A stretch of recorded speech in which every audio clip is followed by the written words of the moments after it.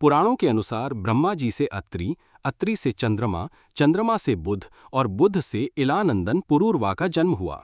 पुरूरवा से आयु, आयु से राजा नहुष और नहुष से ययाति उत्पन्न हुए। ययाति से पुरु हुए। पुरु के वंश में भरत और भरत के कुल में राजा कुरु हुए। कुरु के वंश में शांतनु का जन्म हुआ। शांतनु से गंगानंदन भीष्म उत्पन्न हुए। उनके दो छोटे भाई और थे, चित्रांगद और विचित्रवीर्य। ये शांतनु से सत्यवती के गर्भ से उत्पन्न हुए थे। शांतनु के स्वर्गलोक चले जाने पर भीष्म ने अविवाहित रहकर अपने भाई विचित्रवीर्य के राज्य का पालन किया। भीष्म महाभारत के प्रमुख पात्रों में से एक हैं। ये महाराजा शांतनु के पुत्र थे। अपने पिता को दिए गए वचन के कारण इन्होंने आजीवन ब्रह्मचर्य का व्रत लिया था। इन्हें इच्छा मृत्यु का वरदान प्राप्त था।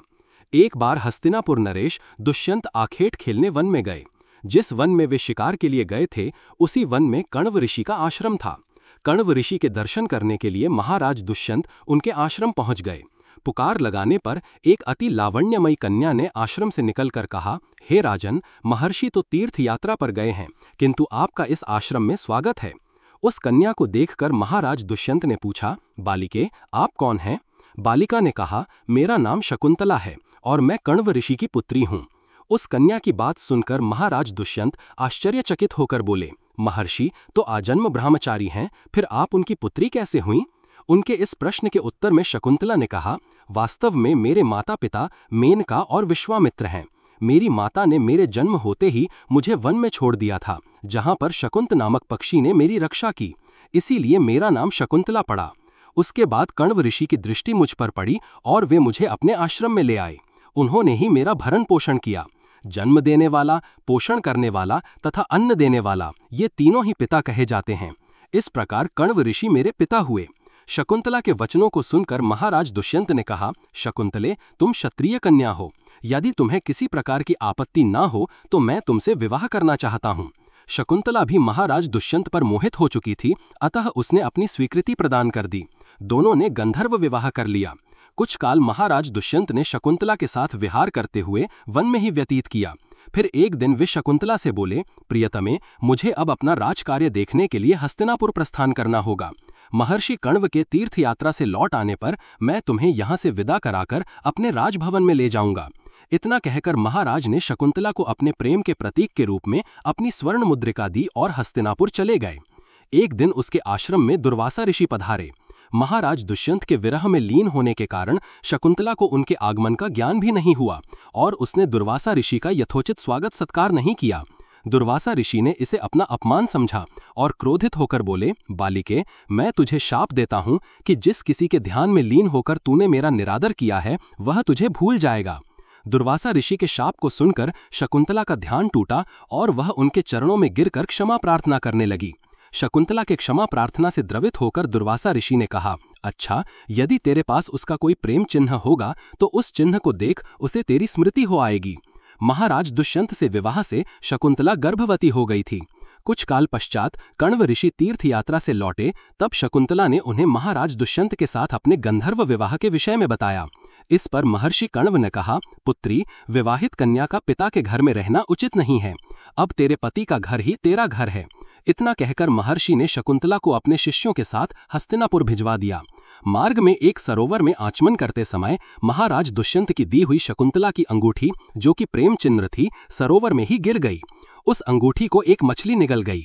महाराज दुष्यंत के पास पहुंचकर कण्व ऋषि के शिष्यों ने शकुंतला को उनके सामने खड़ी करके कहा, महाराज, शकुंतला आपकी पत्नी है, आप इसे स्वीकार करें। महाराज तो दुर्वासा ऋषि के शाप के कारण शकुंतला को विस्मृत कर चुके थे, अतः उन्होंने शकुंतला को स्वीकार नहीं किया और उस पर उल्टा होने का लांछन लगाने लगे। शकुंतला का अपमान होते ही आकाश में जोरों की बिजली कड़क उठी और सबके सामने उसकी माता मेनका उसे उठा ले गई। जिस मछली ने शकुंतला की अंगूठी को निगल लिया था, एक दिन वह एक मछुआरे के जाल में आ फंसी। जब मछुआरे ने उसे काटा तो उसके पेट अंगूठी निकली।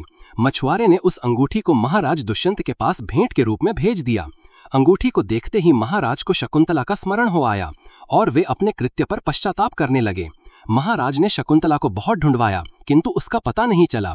कुछ दिनों के बाद देवराज इंद्र के निमंत्रण पाकर देवासुर संग्राम में उनकी सहायता करने के लिए महाराज दुष्यंत इंद्र की नगरी अमरावती गए। संग्राम में विजय प्राप्त करने के पश्चात जब वे आकाश मार्ग से हस्तिनापुर लौट रहे थे तो मार्ग में उन्हें कश्यप ऋषि का आश्रम दृष्टिगत हुआ। उनके दर्शनों के लिए वे वहां रुक गए। आश्रम में एक सुंदर बालक एक भयंकर सिंह के साथ खेल रहा था। मेनका ने शकुंतला को कश्यप ऋषि के पास लाकर छोड़ा था तथा वह बालक शकुंतला का ही पुत्र था। उस बालक को देखकर महाराज के हृदय में प्रेम की भावना उमड़ पड़ी।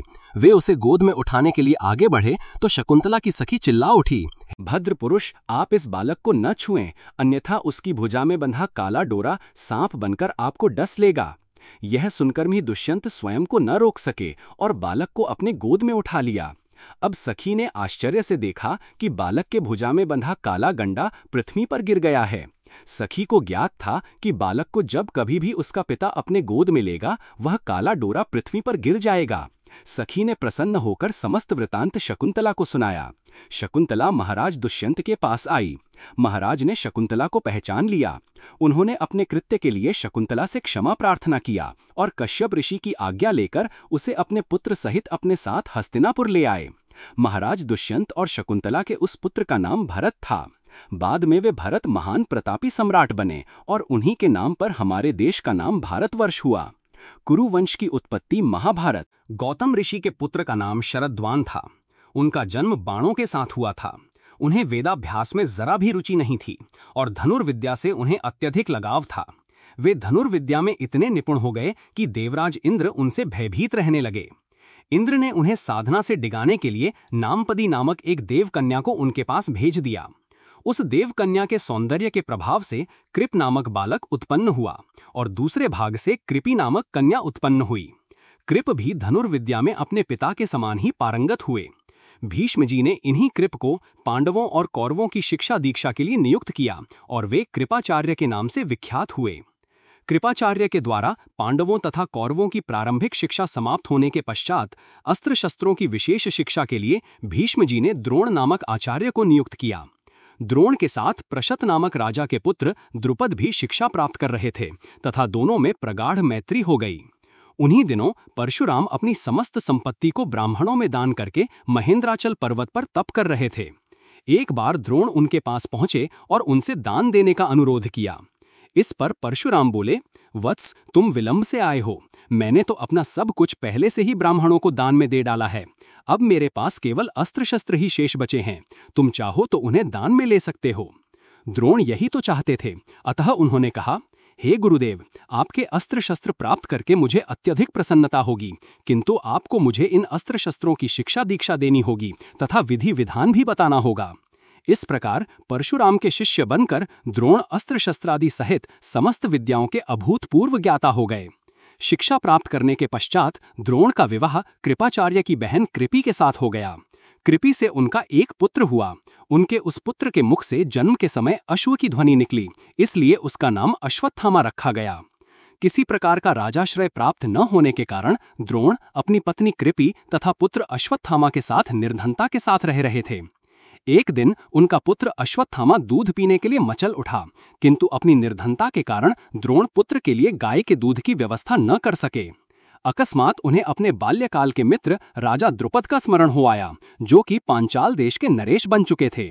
द्रोण ने द्रुपद के पास जाकर कहा, मित्र, मैं तुम्हारा सहपाठी रह चुका हूँ। मुझे दूध के लिए एक गाय की आवश्यकता है और तुमसे सहायता प्राप्त करने की अभिलाषा लेकर मैं तुम्हारे पास आया हूँ।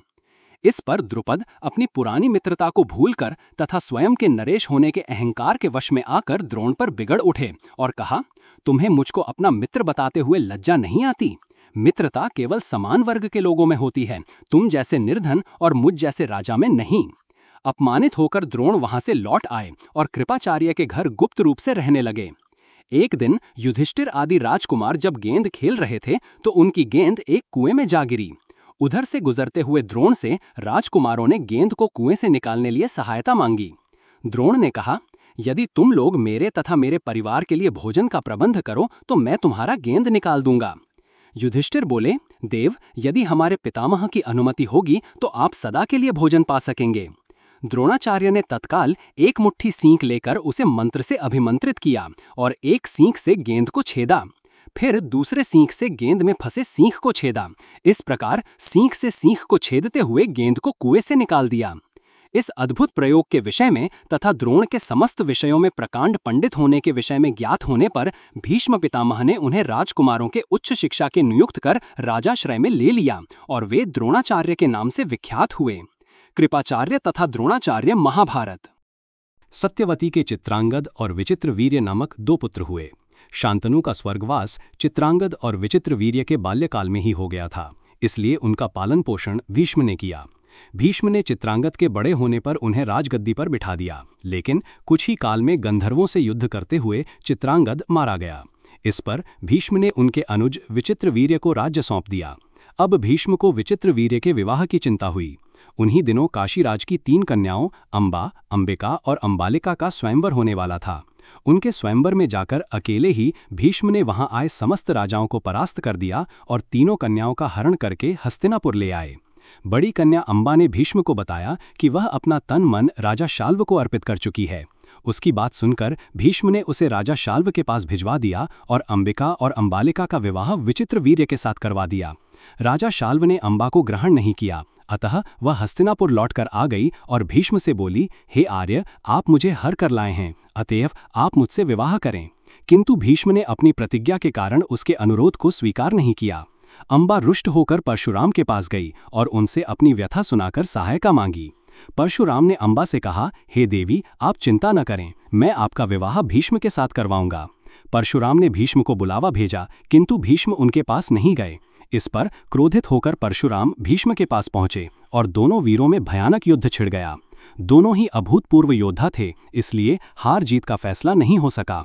आखिर देवताओं ने हस्तक्षेप करके इस युद्ध को बंद करवा दिया। अंबा निराश होकर वन में तपस्या करने चली गई। विचित्रवीर्य अपनी दोनों रानियों के साथ भोग विलास में रत हो गए, किंतु दोनों ही रानियों से उनकी कोई संतान नहीं हुई और वे क्षय रोग से पीड़ित होकर मृत्यु को प्राप्त हो गए।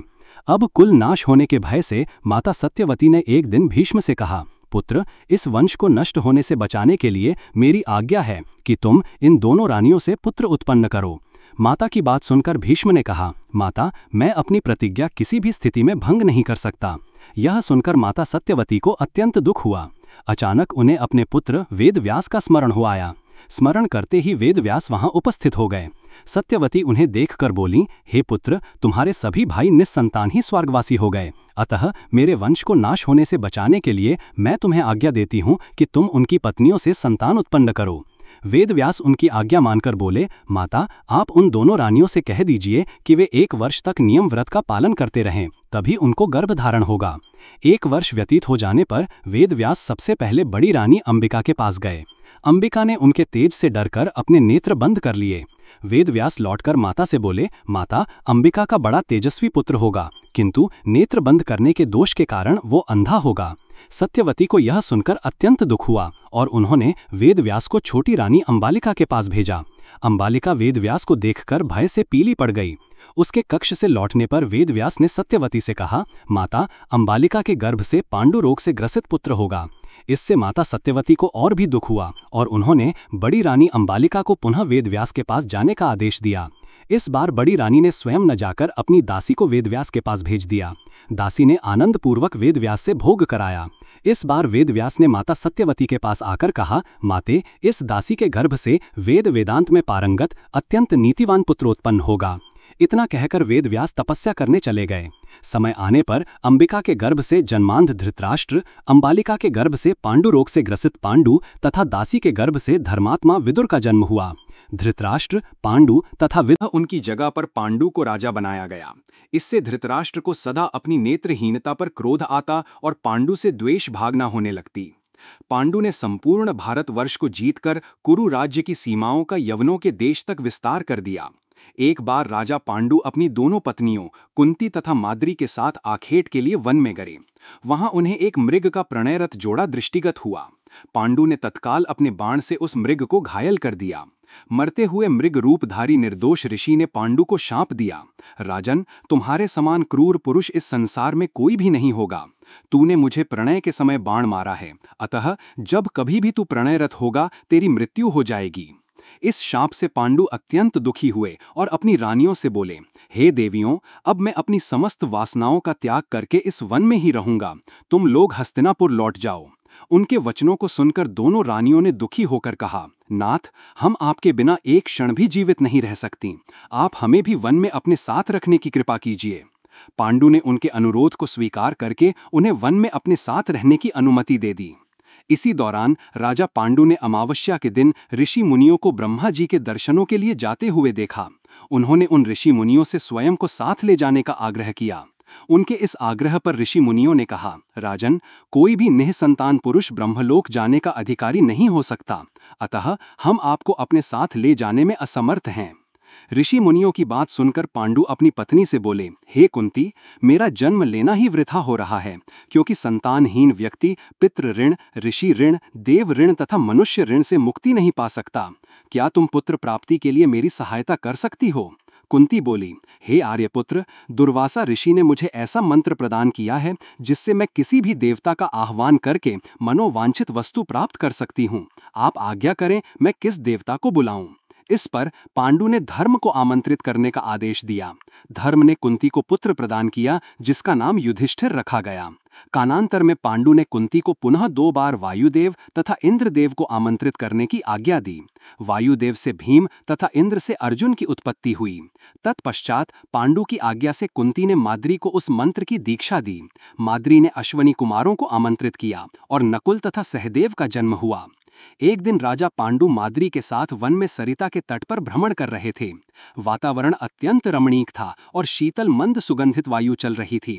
सहसा वायु के झोंके से माद्री का वस्त्र उड़ गया। इससे पांडु का मन चंचल हो उठा और वे प्रणय में प्रवृत्त हुए ही थे कि शापवश उनकी मृत्यु हो गई। माद्री उनके साथ सती हो गई, किंतु पुत्रों के पालन पोषण के लिए कुंती हस्तिनापुर लौट आई। वहां रहने वाले ऋषि मुनि पांडवों को राजमहल छोड़कर आ गए।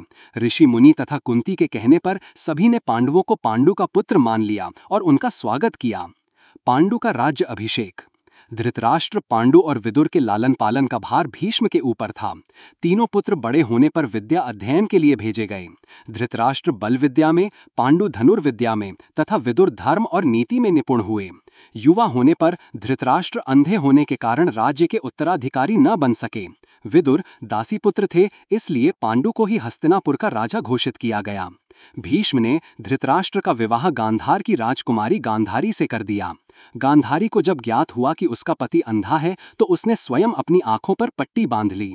उन्हीं दिनों यदुवंशी राजा शूरसेन की पोषित कन्या कुंती जब सयानी हुई तो पिता ने उसे घर आए हुए महात्माओं की सेवा में लगा दिया। पिता के अतिथि गृह में जितने भी साधु महात्मा, ऋषि मुनि आदि आते, कुंती उनकी सेवा मन लगाकर किया करती थी। एक बार वहां दुर्वासा ऋषि आ पहुंचे। कुंती ने उनकी भी मन लगाकर सेवा की। कुंती की सेवा से प्रसन्न होकर दुर्वासा ऋषि ने कहा, पुत्री, मैं तुम्हारी सेवा से अत्यंत प्रसन्न हुआ हूँ, अतः तुझे एक ऐसा मंत्र देता हूँ जिसके प्रयोग से तू जिस देवता का स्मरण करेगी वह तत्काल तेरे समक्ष प्रकट होकर तेरी मनोकामना पूर्ण करेगा। इस प्रकार दुर्वासा ऋषि कुंती को मंत्र प्रदान करके चले गए। एक दिन कुंती ने उस मंत्र की सत्यता की जांच करने के लिए एकांत स्थान पर बैठकर उस मंत्र का जाप करते हुए सूर्यदेव का स्मरण किया।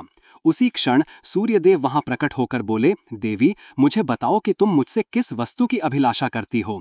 मैं तुम्हारी अभिलाषा अवश्य पूर्ण करूंगा। इस पर कुंती ने कहा, हे देव, मुझे आपसे किसी भी प्रकार की अभिलाषा नहीं है। मैंने तो केवल मंत्र की सत्यता परखने के लिए ही उसका जाप किया है। कुंती के इन वचनों को सुनकर सूर्यदेव बोले, हे कुंती, मेरा आना व्यर्थ नहीं जा सकता। मैं तुम्हें एक अत्यंत पराक्रमी तथा दानशील पुत्र प्रदान करता हूँ। इतना कहकर सूर्यदेव अंतर्ध्यान हो गए। कुंती ने लज्जावश ये बात किसी से नहीं कह सकी। समय आने पर उसके गर्भ से कवच कुंडल धारण किए हुए एक पुत्र उत्पन्न हुआ। कुंती ने उसे एक मंजूषा में रखकर रात्रि बेला में गंगा में बहा दिया। वो बालक बहता हुआ उस स्थान पर पहुंचा जहां पर धृतराष्ट्र का सारथी अधिरथ अपने अश्व को गंगा नदी में जल पिला रहा था। उसकी दृष्टि कवच कुंडलधारी शिशु पर पड़ी। अधिरथ निःसंतान था, इसलिए उसने बालक को अपने छाती से लगा लिया और घर ले जाकर उसे अपने पुत्र के जैसा पालने लगा। उस बालक के कान अति सुंदर थे, इसलिए उसका नाम कर्ण रखा गया। कर्ण गंगा जी में बहता हुआ जा रहा था कि महाराज धृतराष्ट्र के सारथी अधिरथ और उनकी पत्नी राधा ने उसे देखा और उसे गोद ले लिया और उसका लालन पालन करने लगे। कुमार अवस्था से ही कर्ण की रुचि अपने पिता अधिरथ के समान रथ चलाने की बजाय युद्ध कला में अधिक थी। कर्ण और उसके पिता अधिरथ आचार्य द्रोण से मिले, जो कि उस समय युद्ध कला के सर्वश्रेष्ठ आचार्यों में से एक थे। द्रोणाचार्य उस समय कुरु राजकुमारों को शिक्षा दिया करते थे। उन्होंने कर्ण को शिक्षा देने से मना कर दिया, क्योंकि कर्ण एक सारथी पुत्र था और द्रोण केवल क्षत्रियों को ही शिक्षा दिया करते थे। द्रोणाचार्य की असम्मति के उपरांत कर्ण ने परशुराम से संपर्क किया, जो कि केवल ब्राह्मणों को ही शिक्षा दिया करते थे। कर्ण ने स्वयं को ब्राह्मण बताकर परशुराम से शिक्षा का आग्रह किया। परशुराम ने कर्ण का आग्रह स्वीकार किया और कर्ण को अपने समान ही युद्ध कला और धनुर्विद्या में निष्णात किया। कर्ण को उसके गुरु परशुराम और पृथ्वी माता से श्राप मिला था। कर्ण की शिक्षा अपने अंतिम चरण पर थी। एक दोपहर की बात है, गुरु परशुराम कर्ण की जंघा पर सिर रखकर विश्राम कर रहे थे। कुछ देर बाद कहीं से एक बिच्छू आया और उसकी दूसरी जंघा पर काटकर घाव बनाने लगा। गुरु का विश्राम भंग ना हो, इसलिए कर्ण बिच्छू को दूर ना हटाकर उसके डंक को सहता रहा। कुछ देर में गुरु जी की निद्रा टूटी और उन्होंने देखा कि कर्ण की जांघ से बहुत रक्त बह रहा है। उन्होंने कहा कि केवल किसी क्षत्रिय में ही इतनी सहनशीलता हो सकती है कि वह बिच्छू डंक को सह ले, ना कि किसी ब्राह्मण में। और परशुराम जी ने उसे मिथ्या भाषण के कारण श्राप दिया कि जब भी कर्ण को उनकी दी हुई शिक्षा की सर्वाधिक आवश्यकता होगी, उस दिन वह उसके काम नहीं आएगी। कर्ण, जो कि स्वयं ये नहीं जानता था कि वह किस वंश से है, ने अपने गुरु से क्षमा मांगी और कहा कि उसके स्थान पर यदि कोई और शिष्य भी होता तो भी यही करता। यद्यपि कर्ण को क्रोधवश श्राप देने पर उन्हें ग्लानि हुई, पर वे अपना श्राप वापस नहीं ले सकते थे। तब उन्होंने कर्ण को अपना विजय नामक धनुष प्रदान किया और उसे ये आशीर्वाद दिया कि उसे वो वस्तु मिलेगी जिसे वह सर्वाधिक चाहता है, अमिट प्रसिद्धि। कुछ लोक कथाओं में माना जाता है कि बिच्छू के रूप में स्वयं इंद्र थे, जो उसकी वास्तविक क्षत्रिय पहचान को उजागर करना चाहते थे। परशुराम जी के आश्रम से जाने के पश्चात कर्ण कुछ समय तक भटकता रहा। इस दौरान वह शब्द भेदी विद्या सीख रहा था। अभ्यास के दौरान उसने एक गाय के बछड़े को कोई वन्य पशु समझ लिया और उस पर शब्द भेदी बाण चला दिया और बछड़ा मारा गया। तब उस गाय के स्वामी ब्राह्मण ने कर्ण को श्राप दिया कि जिस प्रकार उसने एक असहाय पशु को मारा है, वैसे ही एक दिन वह भी मारा जाएगा, जब वह सबसे अधिक असहाय होगा और जब उसका सारा ध्यान अपने शत्रु से कहीं अलग किसी और काम पर होगा। इस प्रकार कर्ण परशुराम का एक अत्यंत परिश्रमी और निपुण शिष्य बना। कर्ण दुर्योधन के आश्रय में रहता था। गुरु द्रोणाचार्य ने अपने शिष्यों की शिक्षा पूरी होने पर हस्तिनापुर में एक रंगभूमि का आयोजन करवाया। रंगभूमि में अर्जुन विशेष धनुर्विद्या युक्त शिष्य प्रमाणित हुआ। तभी कर्ण रंगभूमि में आया और अर्जुन द्वारा किए गए कर्तव्यों को पार करके उसे द्वंद्व युद्ध के लिए ललकारा।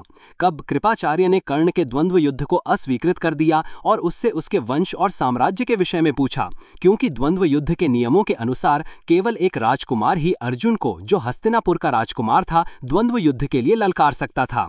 तब कौरवों में सबसे ज्येष्ठ दुर्योधन ने कर्ण को अंगराज घोषित किया, जिससे वह अर्जुन से द्वंद्व युद्ध के योग्य हो जाए। जब कर्ण ने दुर्योधन से पूछा कि वह उससे इसके बदले में क्या चाहता है, तब दुर्योधन ने कहा कि वह केवल ये चाहता है कि कर्ण उसका मित्र बन जाए। इस घटना के बाद महाभारत के कुछ मुख्य संबंध स्थापित हुए, जैसे दुर्योधन और कर्ण के बीच सुदृढ़ संबंध बने, कर्ण और अर्जुन के बीच तीव्र प्रतिद्वंद्विता और पांडवों तथा कर्ण के बीच वैमनस्य। कर्ण दुर्योधन का एक निष्ठावान और सच्चा मित्र था। यद्यपि वह बाद में दुर्योधन को खुश करने के लिए युद्ध क्रीड़ा में भागीदारी करता है, लेकिन वह आरंभ से ही इसके विरुद्ध था। कर्ण शकुनी को पसंद नहीं करता था और सदैव दुर्योधन को यही परामर्श देता कि वह अपने शत्रुओं को परास्त करने के लिए अपने युद्ध कौशल और बाहुबल का प्रयोग करे, ना कि कुटिल चालों का। जब लाक्षागृह में पांडवों को मारने का प्रयास विफल हो जाता है, तब कर्ण दुर्योधन को उसकी कायरता के लिए डांटता है और कहता है कि कायरों की सभी चालें विफल ही होती हैं, और उसे समझाता है कि उसे एक योद्धा के समान कार्य करना चाहिए और उसे जो कुछ भी प्राप्त करना है उसे अपनी वीरता द्वारा प्राप्त करे। चित्रांगद की राजकुमारी से विवाह करने में भी कर्ण ने दुर्योधन की सहायता की थी। अपने स्वयंवर में उसने दुर्योधन को अस्वीकार कर दिया और तब दुर्योधन उसे बलपूर्वक उठाकर ले गया। तब वहां उपस्थित अन्य राजाओं ने उसका पीछा किया, लेकिन कर्ण ने अकेले ही उन सबको परास्त कर दिया। परास्त राजाओं में जरासंध, शिशुपाल, दंतवक्र, साल्व और रुक्मी इत्यादि थे। कर्ण की प्रशंसा स्वरूप जरसंध ने कर्ण को मगध का एक भाग दे दिया। भीम ने बाद में श्रीकृष्ण की सहायता से जरासंध को परास्त किया, लेकिन उससे बहुत पहले कर्ण ने उसे अकेले परास्त किया था। कर्ण ही ने जरासंध की इस दुर्बलता को उजागर किया था कि उसकी मृत्यु केवल उसके धड़ को पैरों से चीरकर 2 टुकड़ों में बांटकर हो सकती है। कर्ण का जन्म। महाभारत एकलव्य महाभारत का एक पात्र है। वह हिरण्यधनु नामक निषाद का पुत्र था। एकलव्य को अप्रतिम लगन के साथ स्वयं सीखी गई धनुर्विद्या और गुरु भक्ति के लिए जाना जाता है। पिता की मृत्यु के बाद वह श्रृंगबेर राज्य का शासक बना। अमात्य परिषद की मंत्रणा से उसने न केवल अपने राज्य का संचालन करता है, बल्कि निषाद भीलों की एक सशक्त सेना और नौसेना गठित करके अपने राज्य की सीमाओं का विस्तार किया। महाभारत में वर्णित कथा के अनुसार एकलव्य धनुर्विद्या सीखने के उद्देश्य से द्रोणाचार्य के आश्रम में आया, किंतु निषाद पुत्र होने के कारण द्रोणाचार्य ने उसे अपना शिष्य बनाना स्वीकार नहीं किया। निराश होकर एकलव्य वन में चला गया। उसने द्रोणाचार्य की एक मूर्ति बनाई और उस मूर्ति को गुरु मानकर धनुर्विद्या का अभ्यास करने लगा। एकाग्रचित्त से साधना करते हुए अल्पकाल में ही वह धनुर्विद्या में अत्यंत निपुण हो गया। एक दिन पांडव तथा कौरव राजकुमार गुरु द्रोण के साथ आखेट के लिए उसी वन में गए, जहां पर एकलव्य आश्रम बनाकर धनुर्विद्या का अभ्यास कर रहा था। राजकुमारों का कुत्ता भटक कर एकलव्य के आश्रम में जा पहुंचा। एकलव्य को देखकर वह भौंकने लगा। कुत्ते के भौंकने से एकलव्य की साधना में बाधा पड़ रही थी, अतः उसने अपने बाणों से कुत्ते का मुंह बंद कर दिया। एकलव्य ने इस कौशल से बाण चलाए थे कि कुत्ते को किसी प्रकार की चोट नहीं लगी। कुत्ते के लौटने पर कौरव, पांडव तथा स्वयं द्रोणाचार्य ये धनुर कौशल देखकर दंग रह गए और बाण चलाने वाले की खोज करते हुए एकलव्य के पास पहुंचे। उन्हें यह जानकर और भी आश्चर्य हुआ कि द्रोणाचार्य को मानस गुरु मानकर एकलव्य ने स्वयं ही अभ्यास से ये विद्या प्राप्त की है। कथा के अनुसार एकलव्य ने गुरु दक्षिणा के रूप में अपना अंगूठा काटकर द्रोणाचार्य को दे दिया था। इसका एक सांकेतिक अर्थ यह भी हो सकता है कि एकलव्य को अति मेधावी जानकर द्रोणाचार्य ने उसे बिना अंगूठे के धनुष चलाने की विशेष विद्या का दान दिया हो। कहते हैं कि अंगूठा कट जाने के बाद एकलव्य ने तर्जनी और मध्यमा अंगुली का प्रयोग कर तीर चलाने लगा। यहीं से तीरंदाजी करने के आधुनिक तरीके का जन्म हुआ। निसंदेह यह बेहतर तरीका है और आजकल तीरंदाजी इसी तरह से होती है। वर्तमान काल में कोई भी व्यक्ति उस तरह से तीरंदाजी नहीं करता जैसा कि अर्जुन करता था। एकलव्य की गुरु भक्त दैव योग तथा शकुनी के छल कपट से कौरवों और पांडवों में वैर की आग प्रज्वलित हो उठी। दुर्योधन बड़ी खोटी बुद्धि का मनुष्य था। उसने शकुनी के कहने पर पांडवों को बचपन में कई बार मारने का प्रयत्न किया। युवावस्था में आकर जब गुणों में उससे अधिक श्रेष्ठ युधिष्ठिर को युवराज बना दिया गया, तो शकुनी में लाख के बने हुए धर में पांडवों को रखकर आग लगाकर उन्हें जलाने का प्रयत्न किया, किंतु विदुर की सहायता से पांचों पांडव अपनी माता के साथ उस जलते हुए घर से बाहर निकल गए। अपने उत्तम गुणों के कारण युधिष्ठिर हस्तिनापुर के प्रजाजनों में अत्यंत लोकप्रिय हो गए। उनके गुणों तथा लोकप्रियता को देखते हुए भी भीष्म पितामह ने धृतराष्ट्र से युधिष्ठिर के राज्याभिषेक कर देने के लिए कहा। दुर्योधन नहीं चाहता था कि युधिष्ठिर राजा बने, अतः उसने अपने पिता धृतराष्ट्र से कहा, पिताजी, यदि एक बार युधिष्ठिर को राज सिंहासन प्राप्त हो गया तो ये राज्य सदा के लिए पांडवों के वंश का हो जाएगा और हम कौरवों को उनका सेवक बनकर रहना पड़ेगा। इस पर धृतराष्ट्र बोले, वत्स दुर्योधन, युधिष्ठिर हमारे कुल के संतानों में सबसे बड़ा है, इसलिए इस राज्य पर उसी का अधिकार है। फिर भीष्म तथा प्रजाजन भी उसी को राजा बनाना चाहते हैं। हम इस विषय में कुछ भी नहीं कर सकते। धृतराष्ट्र के वचनों को सुनकर दुर्योधन ने कहा, पिताजी, मैंने इसका प्रबंध कर लिया है, बस आप किसी तरह पांडवों को वाराणावत भेज दें। दुर्योधन ने वाराणावत में पांडवों के निवास के लिए पुरोचन नामक शिल्पी से एक भवन का निर्माण करवाया था, जो कि लाख, चर्बी, सूखी घास, मूंज जैसे अत्यंत ज्वलनशील पदार्थों से बना था। दुर्योधन ने पांडवों को उस भवन में जला डालने का षड्यंत्र रचा था। धृतराष्ट्र के कहने पर युधिष्ठिर अपनी माता तथा भाइयों के साथ वाराणावत जाने के लिए निकल पड़े। दुर्योधन के षड्यंत्र के विषय में विदुर को पता चल गया, अतः वे वाराणावत जाते हुए पांडवों से मार्ग में मिले तथा उनसे बोले, देखो, दुर्योधन ने तुम लोगों के रहने के लिए वाराणावत नगर में एक ज्वलनशील पदार्थों एक भवन बनवाया है, जो आग लगते ही भड़क उठेगा। इसलिए तुम लोग भवन के अंदर से वन तक पहुंचने के लिए एक सुरंग अवश्य बनवा लेना, जिससे कि आग लगने पर तुम लोग अपनी रक्षा कर सको। मैं सुरंग बनाने वाला कारीगर चुपके से तुम लोगों के पास भेज दूंगा।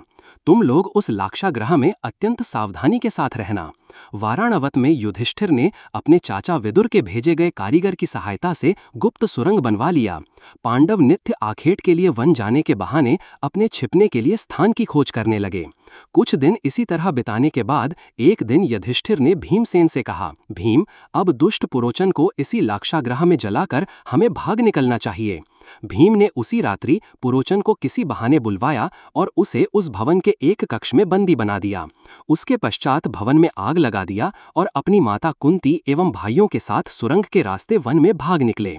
लाक्षागृह के भस्म होने का समाचार जब हस्तिनापुर पहुंचा तो पांडवों को मरा समझकर वहां की प्रजा अत्यंत दुखी हुई। दुर्योधन और धृतराष्ट्र सहित सभी कौरवों ने भी शोक मनाने का दिखावा किया और अंत में उन्होंने पांडवों की अंत्येष्टि करवा दी। लाक्षागृह षड्यंत्र महाभारत।